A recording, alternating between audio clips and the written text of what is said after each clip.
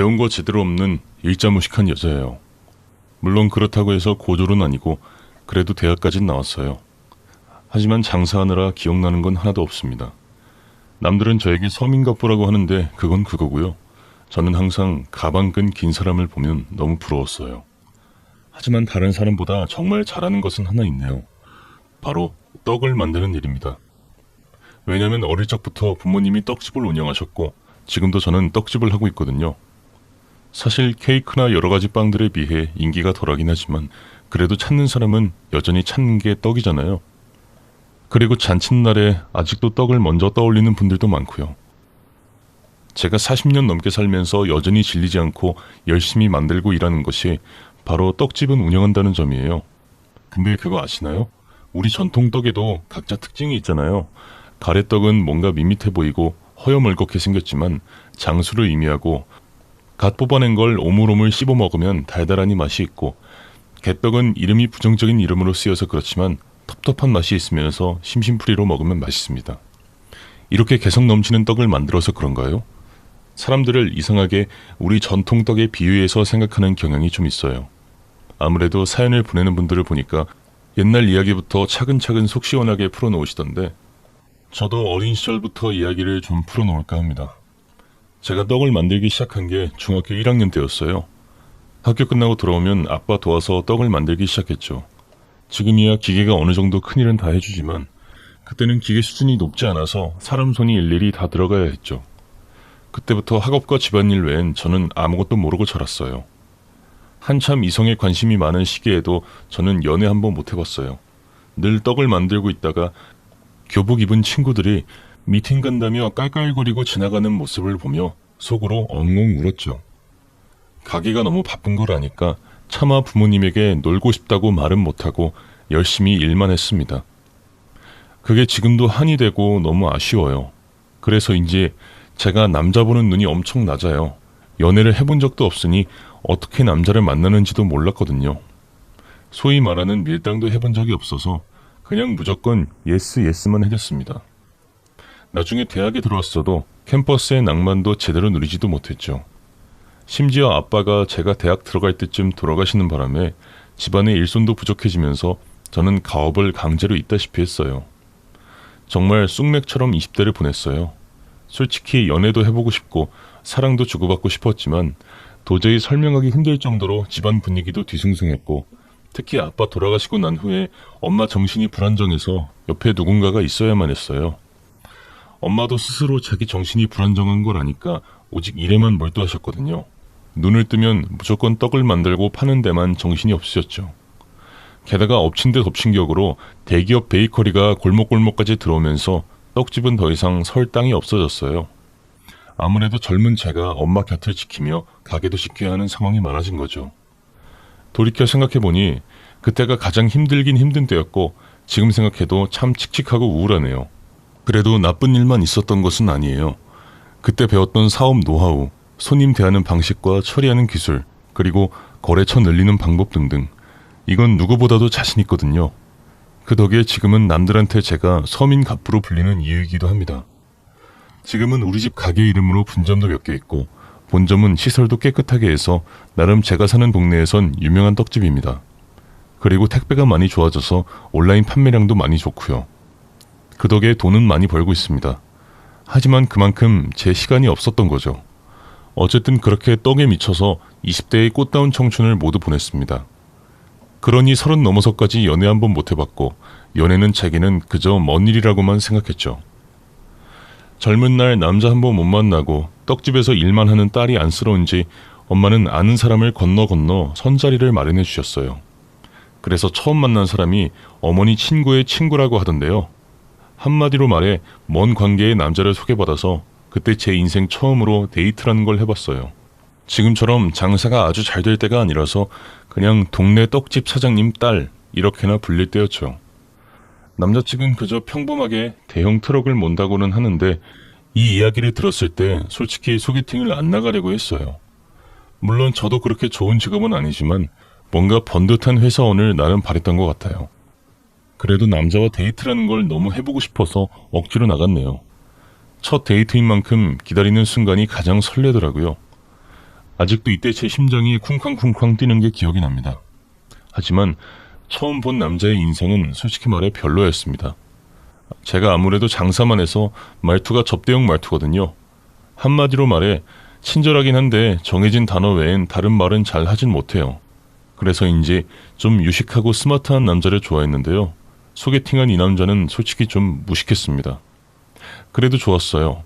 왜냐면 태어나서 아빠와 남자 손님 이후로 이렇게 오랫동안 남자랑 이야기해본 게 처음이었으니까요. 한창 불타오를 10대, 20대를 놀지도 못하고 허송세월 보내고 나니 그냥 아무 남자에게나 쉽게 마음을 빼앗겼던 것 같아요. 그때 돌이켜보면 정말 외모도 별로고 직업도 변변찮고 또 그렇다고 대화가 재밌지도 않았는데요. 진짜 대학교 때 스쳐 지나가는 연애라도 했더라면 진작에 이런 남자는 쳐다보지도 않았을 겁니다. 하지만 첫 데이트고 또 첫 남자이다 보니까 차마 거절하는 법을 모르고 다음에 또 만나실 거죠? 라는 남자의 물음에 무조건 네 라고 대답한 것이 지금까지 오게 됐네요. 그 무식한 남자가 바로 지금의 제 남편입니다.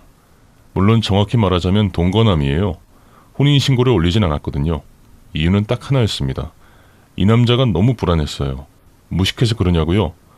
제가 무식하다고 하니까 정말 멍청하고 힘만 센 그런 남자로 착각하실 수도 있겠지만 사실 그렇게 무식한 게 아니라 화가 났을 때만 단순 무식해집니다. 앞뒤를 안 가려요. 남편은 쉽게 흥분하고 쉽게 욱하는 면이 강하거든요. 그것 때문에 싸우기도 많이 싸웠고 늘 갈등 상황에서 지냈던 것 같습니다. 자기 기분 좋을 때는 잘해주다가 갑자기 뭔가 수틀리면 물건을 던지고 가구를 깨부수고 정말 난리도 그런 난리가 없었답니다. 그러다 보니 자연스럽게 혼인신고하기를 주저했던 것 같아요. 게다가 남편은 트럭 운전을 하다 보니 하루 걸러 하루는 지방에 내려가 있었어요. 무슨 하루 걸러 하루를 과부로 지내는 기분이었습니다. 근데 이 정도는 참을 수 있고 남편 직업이 그러니까 견딜 수 있었죠. 하지만 동거 시작하고 나름 신혼의 달콤함을 느끼기도 전에 동거하는 집에 경찰이 들이닥쳐서 남편을 붙잡고 알리바이 조사하는 걸 보고 기겁을 했어요. 무슨 영화나 드라마에서나 보던 형사들을 저희 집에서 마주하는데 그때 내 남편이 뭔가 문제가 있는 사람이란 걸 처음 알았죠. 알고 보니 남편은 지방이나 다른 곳에 화물 보내고 난 후에 여유가 있을 때마다 도박을 즐겼던 것 같은데 하필 그 도박장에서 안 좋은 사건이 발생했고 남편이 그 사건에 몇 안 되는 용의자였던 겁니다. 물론 나중에 혐의가 없어서 용의자에서 벗어났지만 제 입장에선 남편이 너무 불량해 보이는 거예요. 처음부터 제가 좋아서 동거하겠다고 저런 터라 엄마가 잔소리를 하진 않았지만 그때 제 남편의 도박 사실을 우연히 알게 된 이후로 볼 때마다 점점 저에게 꾸짖기 시작하셨어요. 너 빨리 그 남자랑 헤어져. 그렇게 도박 좋아하고 이런저런 일에 연루된 놈이 뭐가 좋다고 쫓아다니냐? 빨리 집으로 들어와. 아 엄마 그래도 그게 그런 게 아니야. 아니 뭐가 그런 게 아니야. 닥치고 빨리 정리해. 야 도박 맛 한 번 맛들린 남자는 죽을 때까지 빠져나올 수 없어. 이거사. 그러지 말고 엄마 말 들어. 물론 저도 엄마 말처럼 하고 싶었죠. 근데 왠지 남편에게 각자 다시 살자고 하면 뭔가 사고 칠 것 같은 불안감이 드는 거예요. 또 남편이 제게 손이 발이 되도록 빌고 저 역시도 처음 만난 남자다 보니 그렇게 쉽게 매정하게 내칠 수 없었답니다. 다행히 그 이후로 정말 성실해졌어요. 그리고 본인도 화를 참고 성질을 죽이려고 노력하는 모습이 보이니까 점점 믿음이 생기기 시작하더군요. 그래서 하루는 둘이서 맥주 한잔 하다가 물어봤죠. 자기는 나랑 왜 만나? 솔직히 나는 이쁘지도 않고 그렇다고 우리 집이 잘 사는 것도 아닌데. 좋으니까. 그럼 내가 싫어하는 걸 하지 말아야지. 앞으로 도박할 거야? 아, 솔직히 내가 무슨 타짜도 아니고 그냥 점 몇천 원짜리 판에 꼈다가 그런 거야. 그리고 당신이 도박 싫어하니까 다신 안 할게. 무슨 초등학생 어르고 달래듯이 물어보고 답을 들은 거지만 부부란 게 다 그렇잖아요. 이런 말에 믿고 속고 그러면서 또 사는 거니까요. 게다가 맨날 아침 저녁으로 떡 장사를 하느라 힘든 제게 남편은 제가 유일하게 기댈 수 있는 사람이었는데요. 잘생기지도 능력이 있지도 다정하지도 않은 남자였지만 그냥 뭐라고 할까 나를 좋아해주는 첫 남자였기에 저 역시도 그냥저냥 기대고 의지하면서 살았던 것 같아요. 다행히 남편은 그 사건 이후 도박에 손을 씻은 듯 했고요. 그 이후로 엄마한테도 잘하고 성실하게 일만 해서 도박 용의자 사건 1년 뒤에 우린 진짜로 혼인신고를 했습니다. 정식 부부가 된 거죠. 주변 친구들은 첫사랑이랑 결혼했다며 은근히 놀려대더군요. 하긴 처음 만난 남자랑 결혼했으니 첫사랑이긴 첫사랑이었죠. 하지만 말씀드렸다시피 이게 사랑은 아니잖아요. 돌이켜보면 정말 사랑해서 결혼했다기보다는 처음 만난 남자라서 결혼한 거죠. 또 원체 연애 이런 쪽에 쑥맥이다 보니까 남편의 여자 문제에 관해서도 전혀 눈치챌 수 없었는데요. 그래서 남편의 딴짓을 전혀 몰랐습니다. 원래 남자는 저런 건가? 하면서 남편을 믿었던 게 평생의 한이었습니다. 남편이 정식 혼인신고 후 성실하게 살고 있는 줄 알았는데 세상에나 저 몰래 딴 여자를 만나고 있었던 겁니다. 원래 서로의 핸드폰을 잘 터치하거나 감시하는 편은 아닌데요. 그날은 우연히 관리비 문제로 남편 핸드폰의 청구 내역서를 확인하다가 낯선 여자와의 낯간지러운 문자를 발견하게 되었답니다. 세상에 수많은 쓰레기들이 존재하겠지만 남편 같은 쓰레기는 처음이었습니다. 저에게 한 번도 보내주지 않은 이모티콘과 다정한 말투로 그 상간녀에게 문자를 보내는데 정말 뒤통수를 망치로 얻어맞은 것처럼 큰 충격이었어요. 도박의 바람에, 그리고 화나면 물건을 던지는 폭력성까지. 제 남편은 정말 나쁜 남자의 전형적인 세 가지 특징을 모두 갖춘 쓰레기였죠. 물론 이런 남자인 줄 모르고 결혼한 제가 가장 바보죠. 누굴 탓하겠어요. 하지만 이건 억울해도 너무 억울한 거예요. 바람이 난 것을 확인하고 나서부터 하루는 이혼 소장을 작성해서 도장을 찍고 싶다가도 또 하루는 너무 억울해서 이혼해주기 싫은 거예요.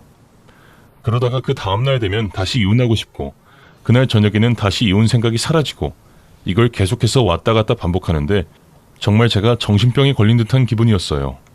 속에서 천불이 나고 자다가도 벌떡 일어나서 허공에 발길질을 해대는데 지금 생각해보면 제가 이때 화병에 걸렸던 것 같습니다. 그래도 사람 하나 만들어 보겠다고 제가 얼마나 노력했는데 이런 쓰레기랑 함께한 제 시간이 너무 아까웠습니다. 엄마는 그렇게 이혼을 갈팡질팡하는 저를 두고 독하지 못하다면서 구박까지 하는 거예요. 너는 내가 헤어지라고 말할 때 진작에 헤어졌어야지. 그런 논팽이 같은 놈이 뭐가 좋다고 혼인신고까지 해서 이런 문제를 만들어. 너 때문에 내가 동네 창피해 죽겠다. 엄마 말이 맞으니까 할 말이 없더라고요. 하지만 어쩌겠어요. 제가 남자 보는 눈이 그 정도 수준이었으니 어쩔 수 없죠. 남편은 잘못했다고 빌긴커녕 아주 당당하게 저에게 막말을 퍼붓더군요. 한마디로 말해 제가 여자로 느껴지지 않아서 바람을 폈다는 겁니다. 정말 뻔뻔해도 유분수지. 이때 있는 정 없는 정 다 떨어지더라고요. 하지만 그것보다 저를 더 가슴 아프게 했던 말이 있었는데요. 너가 집에 들어오면 무슨 쩐내가 나. 떡지고 남은 찌꺼기 냄새. 난 이제 지긋지긋하다. 그 말이 너무 서글퍼서 아직도 단어 하나하나 모두 기억이 날 정도입니다. 그만큼 지금까지도 제 가슴에 아픈 상처로 남아있는데요. 뭔가 저의 인생 자체를 부정당하는 것 같고 우리 가족이 무시당하는 것 같아서 정말 화가 났어요. 그래서 더 이상 이 남자랑 살 수는 없겠다는 생각에 저도 이혼 도장을 찍었죠. 솔직히 버틸 만큼 버틸려고 했어요. 원인 제공은 남편이란 놈이 먼저 했으니 당연히 소정의 위자료라도 뜯어내려고 했는데 안 주겠다고 버티더군요. 주변에선 저런 쓰레기가 나중에 사고칠 수도 있으니 더 문제 생기기 전에 얼른 헤어지라고 했지만 저는 이대로는 너무 억울해서 그냥은 못 헤어지겠더라고요. 그때 이미 별거 상태라서 남편은 시댁에 가 있는 상태였는데요. 그래서 홧김에 아무 생각 없이 시댁으로 쳐들어갔습니다. 야 나와! 치사하게 이럴 거야? 제가 깽판을 치니까 시댁에선 화들짝 놀라서 저를 붙잡고 설득을 하더라고요. 한마디로 말해 미안하다는 거였죠. 시어머니가 저에게 너무 미안하다면서 지금 남편이 머리 식히려고 여행을 갔으니 나중에 오라면서 저에게 싹싹 비는 겁니다. 솔직히 시댁 식구들이 무슨 죄겠어요. 다행히 시어머니는 제게 다정하게 대해주셨는지라 시댁에 쳐들어간 것도 내심 죄송했는데 시어머니가 이렇게까지 싹싹 비시니까 괜히 죄송하더라고요. 그래서 저도 한 발 물러나서 집으로 왔죠. 그리고 3일 후쯤에 남편이 찾아와서 쥐똥만한 위자료를 조금 주면서 그 돈으로 합의를 보자고 하더군요. 어이가 없었어요. 제가 생각한 것보다 너무 터무니없는 돈이었거든요. 그런데 엄마가 그 돈이라도 받고 빨리 헤어지라고 저를 닥달을 해서 어쩔 수 없이 합의 이혼을 했습니다. 어차피 쓰레기랑 더 이상 말을 섞고 싶지 않았어요. 대신 그날 정말 많이 울었네요. 정말 평생 흘릴 눈물을 그날 다 흘린 것 같은데요. 물론 그런 쓰레기 같은 남편과의 이혼이 안타까워서 그런 게 아니라 그냥 제 인생이 너무나도 불쌍하더라고요. 30살까지 남자랑 차 한 번 마셔보지 못하다가 처음 만난 남자랑 결혼해서 이런 개고생만 겪었잖아요. 그만큼 제가 한심했고 또 한편으론 평생 장사만 시켜서 남자도 모르게 키운 엄마 아빠가 괜히 미워지더라고요. 나도 학창시절 때 평범하게 친구들이랑 떡볶이도 먹고 그렇게 자연스럽게 남자애들이랑 어울리고 그랬으면 남자 보는 눈도 길러서 좋은 사람이랑 연애하고 결혼했을 텐데 괜히 부모님 탓까지 하게 되더라고요. 근데 딱 거기까지였어요. 어차피 울고불고 신세한탄을 한다고 해서 누가 떡 하나 더 주는 것도 아니고 또 지금의 제 상황이 달라지는 것도 아니잖아요. 어렸을 때부터 가게 일을 배우면서 독하게 자란 편이라 그런지 의외로 이런 부분에서 저 자신도 놀랄 정도로 금방 정신을 차리더라고요. 그래서 이혼하고 바로 다음 날부터 다시 웃으면서 손님을 맞이했어요. 엄마도 그런 제 모습을 애처롭게 보시면서도 한편으론 기특하다면서 응원을 해주셨고요. 하지만 마음이 매번 뒤숭숭하더라고요. 뭔가 석연치 않은 거예요. 그렇게 위자료 못 주겠다고 버티던 남편이 갑자기 왜 위자료를 준다고 했을까? 그게 정말 궁금하더군요. 한 푼이라도 있으면 저 몰래 그 상간녀 선물이나 사주던 남편인데 대체 뭐가 아쉬워서 갑자기 나에게 돈을 줬을까? 아무래도 무슨 뒷사정이 있는 것 같아서 엄마에게 물어봤어요.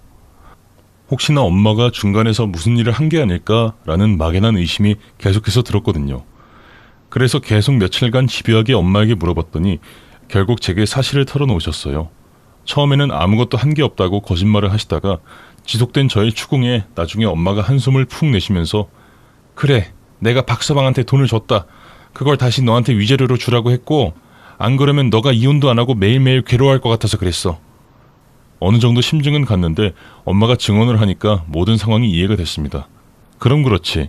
그 쓰레기가 그렇게 쉽게 돈을 줄 리가 없었죠. 엄마가 원망스러웠지만 그걸 그대로 행동에 옮긴 남편이란 놈이 너무 괘씸한 거예요. 어차피 지금 저에게 준 위자료는 남편 돈이 아닌 거잖아요. 그래서 어떻게든 다시 돈을 받아낼 생각에 당장 전화를 했죠.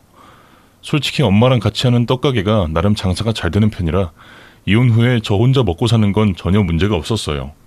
그럼에도 불구하고 제가 그 위자료에 그렇게나 집착했던 이유는 바로 남편이 너무나도 괘씸하고 미웠기 때문입니다. 어떻게 해서라도 제가 받은 정신적인 피해를 받아내고 그놈에게 타격을 입히고 싶었어요. 그리고 그 대상이 바로 돈이었고요. 그래서 포기하지 않고 계속해서 전화를 걸었어요. 하지만 역시나 받질 않더군요. 그래서 시어머니에게 전화를 하니까 갑자기 시어머니가 마구 우시는 거예요. 그러면서 하는 말이 남편이 바다에 놀러 갔다가 빠져 죽었다는 겁니다. 아니, 이혼한 지 2달 남짓밖에 안 됐는데 그 사이에 남편이 사망했다니 너무 황당하고 어이가 없어서 할 말이 없는 거예요. 사람이 그렇게 쉽게 죽는다는 게 믿기진 않았지만 시어머니가 엉엉 울면서 말씀하시는데 할 말이 없더군요. 그래서 남편 묘는 어디냐고 물었어요. 제 아무리 악연이었다고 해도 가서 마지막 인사라도 드리는 게 예의라고 생각했거든요. 근데 화장해서 강에 뿌렸다는 겁니다. 남편이랑 자주 놀러갔던 강이라서 남편이라면 거기에 재를 뿌려달라고 했을 법도 한데 바다에 빠져 죽은 사람을 다시 강으로 돌려보낸 시댁 식구들이 야속하기도 했어요. 어쨌든 한편으로는 미워했던 남편이 가서 속 시원한 부분도 있었지만 그래도 같이 산 세월이 있기에 한동안 저도 우울했답니다. 그렇게 남편과 악연을 끝냈다고 생각했죠. 그리고 남편의 마지막이 너무나도 허무한 듯 보여서 괜히 안타깝기도 했고요. 그래도 산 사람은 살아야죠. 다 잊고 저는 열심히 살았고 그렇게 시간이 흘렀습니다. 사실 중간에 다른 남자를 잠깐 만났는데 이 남자하고 아이만 생기고 헤어졌습니다. 전 남편에게 그렇게 데이고 나서 또 정신 못 차리고 이상한 놈을 만난 거죠. 다행히 혼인신고도 안 했고 그 남자도 아이에 대해 관심이 없었어요. 한마디로 또 한 번 남자 수업 받은 셈이죠. 그 이후로 다시는 남자를 만날 생각도 없었어요. 그냥 이렇게 미혼모로 저 혼자 아이를 키울 생각이었답니다. 근데 참 이상하죠. 아이가 복덩이였나 봐요. 처음 임신을 했을 땐 엄마한테 온갖 구박을 받았는데요. 결혼도 안 한 상태에서 자기 딸이 임신을 했으니 동네 사람들 보기 창피하다고 임신 기간 내내 저에게 온갖 면박을 다 주셨어요. 하지만 막상 아이를 낳고 나선 이상하게 저희 가게가 엄청 잘 되는 겁니다. 새롭게 만든 떡도 반응이 너무 좋아서 SNS를 타고 입소문이 퍼져나갔고요. 다른 동네에서 와서 사가기도 하고 젊은 친구들 사이에서도 이쁜 떡으로 소문나서 전국 각지에서 주문량이 쇄도를 하게 됐어요. 일하느라 날밤을 새는데 행복해서 죽겠더군요. 날밤을 새는 게 하나도 피곤하지 않을 정도였습니다. 정말 신기하게도 딱 아이가 태어난 시기부터 갑자기 매출과 매상이 하늘을 찌르듯 치솟기 시작했습니다. 그러니 오죽했으면 엄마가 손주가 복덩이인가 보다. 요놈이 태어나고 나서 가게가 이렇게 장사가 잘 되니 너무너무 행복해 죽겠다. 이러실 정도였으니까요. 그 전만 해도 왼수 덩어리 꼴도 보기 싫다며 화만 내시더니 역시 돈이 좋긴 좋은가 봐요. 그 이후로 손주라고 불러주시긴 하더군요. 어쨌든 가게 장사가 잘 되는 만큼 아이도 무럭무럭 자랐고요. 다행히 아빠가 없어도 엇나가지 않고 예쁘게 컸어요. 그 사이에 가게는 더 잘 돼서 이미 분점을 다른 동네에 2군데나 더 냈습니다. 택배 주문은 여전히 많이 들어오고 있고요. 방송국에서 촬영 요청이 와도 거절할 정도가 됐어요. 솔직히 그거 해봤자 하루 매상만 떨어지고 굳이 그런 홍보 안 해도 단골 고객이 많은 터라 그런 데에 목숨 걸고 싶지는 않았습니다. 그때 번 돈으로 서울 모처에 건물도 하나 샀는데 처음 살 때만 해도 주변 상가가 별로 없었거든요. 근데 갑자기 그 지역에 아파트 개발이 되면서 상가도 많이 들어서고 인구 유입이 많이 됐어요. 그래서 임대료만 해도 쏠쏠하게 나오고 있습니다. 어릴 적 열심히 떡만 만들던 여자애가 이제는 사장님 소리를 듣게 된 거죠.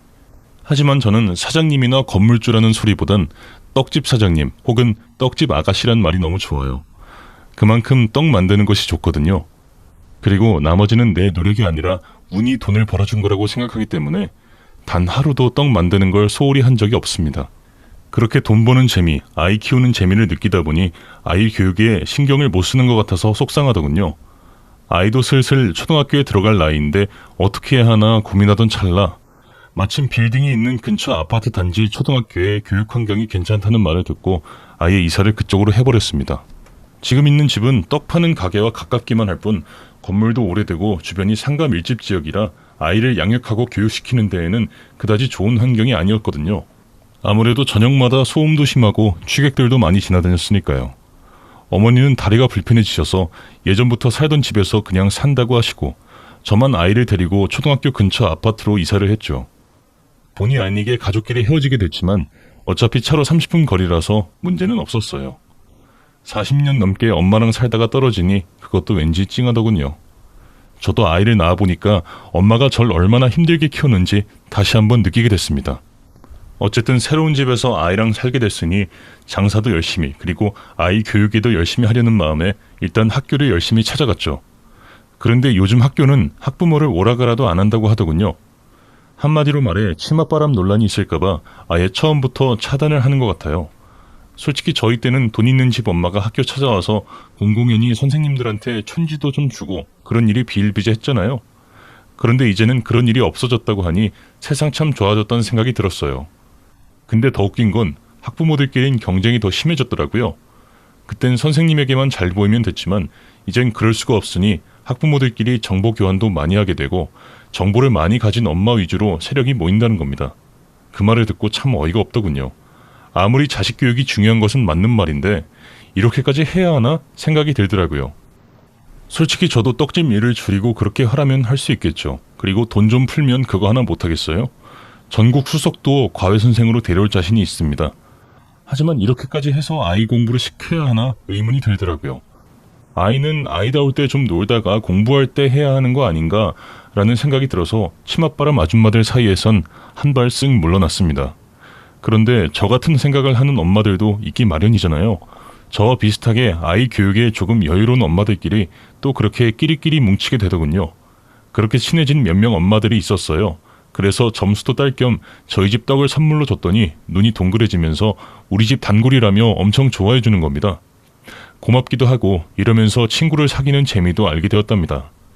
사실 저는 학창시절에도 하교 후에 부모님 가게 일을 도와주느라 친구들이랑 같이 논 기억이 손에 꼽을 정도인데요. 마찬가지로 대학교 때도 아버지가 돌아가시는 바람에 여자친구들이랑 소소하게 차 마시고 쇼핑하는 것도 제겐 사치였답니다. 오랜만에 이렇게 나이대 비슷한 엄마들끼리 만나서 커피도 한잔하고 맛있는 맛집도 찾아다니고 하며 노니까 못 놀아본 제 학창시절이 생각이 나 좋더라고요. 게다가 서로 아이들끼리 놀러갈 수 있게 여행지도 안내받고 가끔 시간 맞으면 같이 놀러가기도 했어요. 사진도 찍고 추억도 남기니까 우리 아이도 점점 더 밝아지는 게 느껴지더군요. 그러다가 엄마들 중 한 명이 이러지 말고 언제 한번 부부 동반으로 다 같이 모여요 이러는데 제가 할 말이 없더군요. 아무래도 남편 없는 사람이 저밖에 없는지라 차마 말을 못하겠더라고요. 다른 엄마들은 제가 이혼한 줄은 모르고 있었거든요. 다들 남편은 빼자, 아니다 데려오자 등등 자기들끼리 하하호호 하는데 끼어들기가 애매했습니다. 그냥 눈치만 보다가 집에 왔죠. 혼자서 가게 일을 하고 있는데 참 처량한 거예요. 다행히 자식 복은 있어서 이렇게 행복하게 지내지만 남편 복이 없는 터라 이혼 한 번에 잠시 스치듯 만난 남자에게서 얻은 아들 하나뿐이니 제 자신이 좀 처량하게 느껴지기도 했습니다. 그동안 떡장사가 하도 잘 되니 굳이 남자에게 기대거나 의지할 필요가 없었는데요. 그래서 저 혼자 남편의 빈자리를 느낄 새 없이 홀로 씩씩하게 아이를 키워왔답니다. 하지만 부부 동반 모임 이야기를 들으니 갑자기 조금 쓸쓸한 기분이 들더라고요. 아무래도 좀 그렇잖아요. 제가 슬슬 빼니까 기가 막히게 냄새를 맡은 엄마들이 슬쩍 물어보더군요.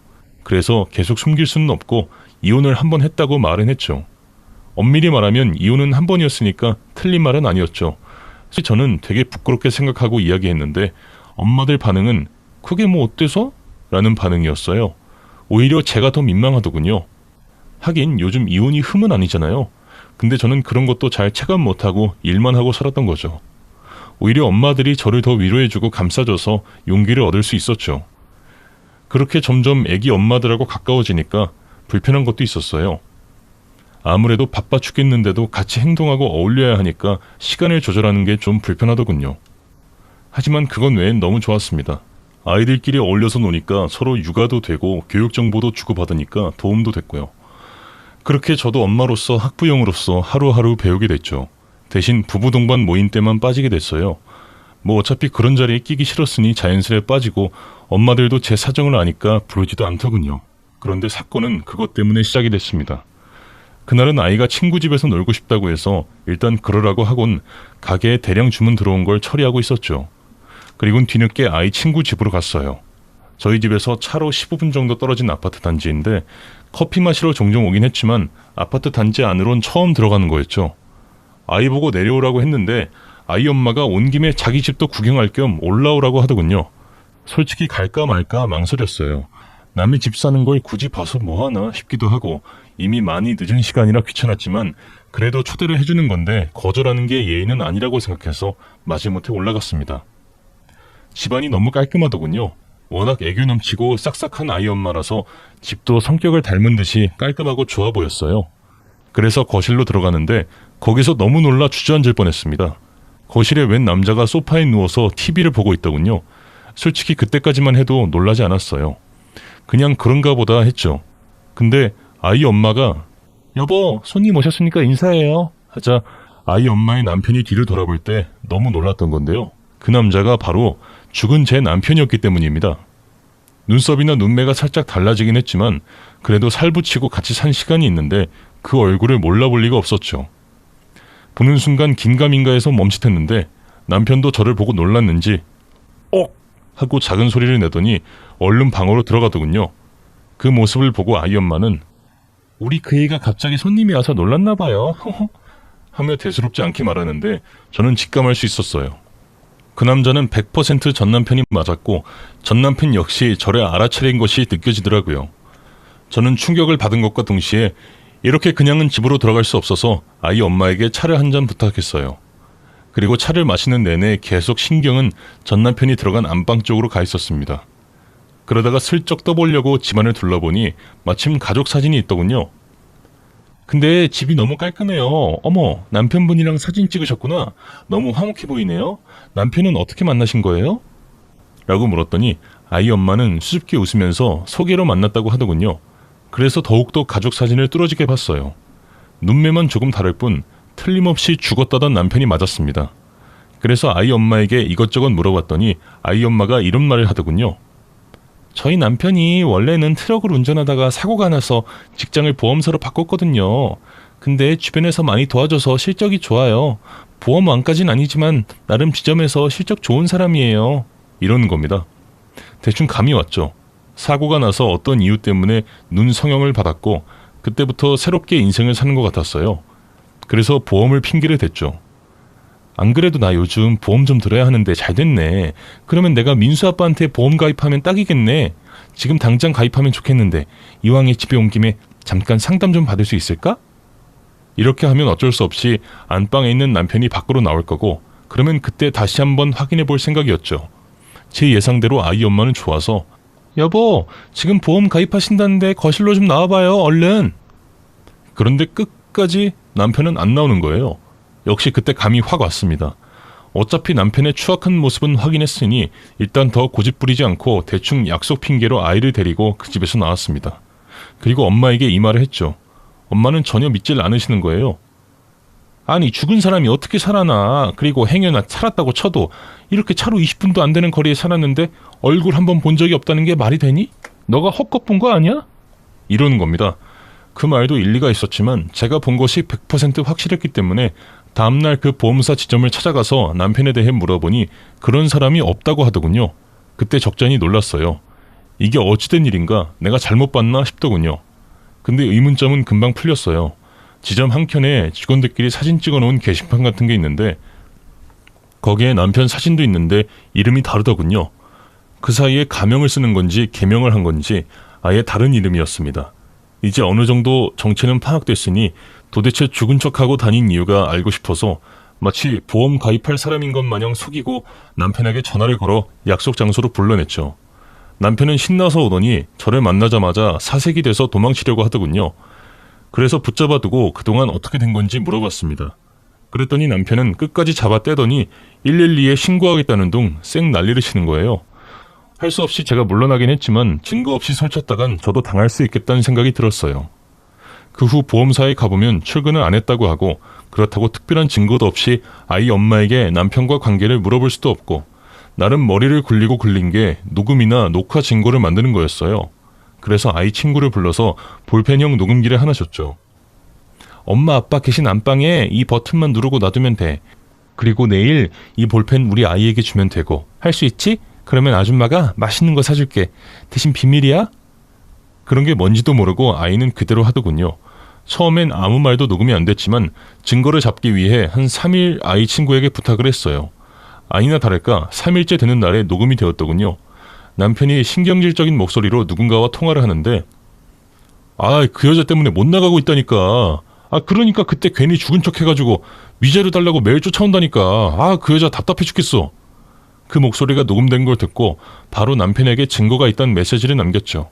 아니나 다를까 아주 불이 나게 달려오더군요. 그리고 자기 목소리를 확인하곤 남편은 사시나무 떨듯이 떨다가 어렵게 말문을 열더군요. 솔직히 미안해. 너무 큰 거짓말을 했어. 그러니 제발 이 녹음 파일은 아내에게 공개하지 말아줘. 아니 그딴 건 됐고 왜 죽었다고 한 건데 왜? 그게 사실은 돈을 안 갚으려고 그런 거지 뭐. 너무나도 솔직하더군요. 근데 그 말이 너무 더럽게 느껴졌습니다. 어차피 잘 살고 있는 가정을 깨트리고 싶지 않았으니까 그때 그 위자료만 내놓으라고 했습니다. 그런데 그 돈이 지금도 주기 싫었는지 자꾸 멈칫하더니 차라리 내가 돈을 좀 더 해줄까? 아는 동생이 사업을 하는 걸 내가 도운 적이 있어서 이번에 이자를 받게 됐는데 그거 받으면 다 줄게. 근데 그 돈을 꼭 받아야겠어? 소문 듣자 하니 떡집도 잘 되던데. 저쪽 동네에 낸 분점도 당신 거 아니야? 떡집 이름 똑같던데. 그리고 장모님은 여전히 잘 계시지? 참 아이가 잘 컸더라. 그런데 누구 애야? 혹시 우리 애는 아니지? 이러는 거예요. 동생한테 받든 지나가는 노숙자한테 받든 제가 알 바는 없고 저는 그 돈을 돌려받고 싶었어요. 물론 그 돈 안 받아도 잘 먹고 잘 삽니다. 하지만 제 마음 이해하실 거라 믿어요. 하나의 상징성이잖아요. 저의 억울함을 풀어주는 상징성이니까요. 어쨌든 돈이나 빨리 갖다 바치라고 경고한 후 집으로 돌아갔죠. 근데 뭔가 답답하고 분한 거예요. 그냥 이대로 놔두고 돈만 받기엔 그동안의 세월이 너무 아쉽더군요. 게다가 이죽거리면서 아이가 어쩌고 할 땐 뺨싸더구를 한 대 갈기고 싶었어요. 도저히 한번 골탕을 먹이고 싶다는 생각이 들던 찰나에 남편이 요즘 시장에서 보인다는 이야기를 들었어요. 사실 시장 안쪽에 좀 낡은 건물이 하나 있는데 거기서 요즘 불량배들이나 이상한 남자들이 들락거린다는 소문이 퍼지고 있었거든요. 근데 거길 남편이 들락거린다고 해서 그 건물에서 일하는 청년에게 물어봤죠. 말이 청년이지 동네 건달인데 어릴 적부터 봐온 사이에다가 제가 떡도 많이 주고 그래서 저한테 누나 하면서 잘 따르는 동생이었어요. 어쨌든 그 청년 말이 요새 아는 형님이 건물 안에 빈 사무실 하나 빌려서 고스톱하우스를 열었거든요. 험상궂게 생겨서 그렇지 동네 사람들한테 피해는 안 줄 거예요. 한번 싹 치고 금방 빼고 그럴 거니까 누님은 신경 안 쓰셔도 돼요. 제가 다 아는 형님들이라서요. 한마디로 말해 남편이 다시 도박에 손대기 시작했다는 거였죠. 도저히 정신 못 차리더군요. 바로 다음날 아이 친구네로 갔습니다. 그리곤 아이 친구 엄마에게 모든 걸 털어놓고 녹음 내용을 들려줬죠. 화들짝 놀라더군요. 그러면서 아이 친구 엄마가 털어놓는 말이 제가 옆 동네 살다가 이 동네에 대단지 아파트 들어서면서 이사 오자고 했을 때 남편이 엄청 반대했거든요. 남들은 이 동네 아파트에 못 들어와서 안달이었는데 왜 그러냐고 따졌더니 이유도 없이 반대했었는데 이제는 그 이유를 알겠네요. 우리 남편이 이런 사람인 줄 몰랐어요. 그래서 지금 도박에 빠진 것 같으니 딱 3일만 모르는 척 해주면 제대로 혼쭐 내준 후에 사람 만들어서 보내주겠다고 했습니다. 아이 친구 엄마도 평소에 제 성격을 아니까 믿어주겠다고 하더군요. 그래서 동네 청년한테 남편 인상차기를 말한 후에 협박을 해달라고 했죠. 동생은 내켜하진 않았지만 나중에 수고비 주겠다는 말에 그렇게 해주겠다고 하더군요. 그리고 다다음 날인가 남편에게 연락이 왔습니다. 그때 못 준 위자료 줄 테니 만나자는 거예요. 근데 사람이 완전 반쪽이 되었더군요. 뭔가 겁에 질린 눈빛이더니 돈을 주면서 다시는 이 동네에 안 나타나겠다며 그러니 이 돈 받아달라고 무릎 꿇고 애원을 하는 거예요. 도대체 동네 청년이 어느 정도로 했길래 남편이 이러나 싶어서 나중에 물어보니 거의 새우잡이 태워서 보낼 수준으로 공포심을 조장했다는 겁니다.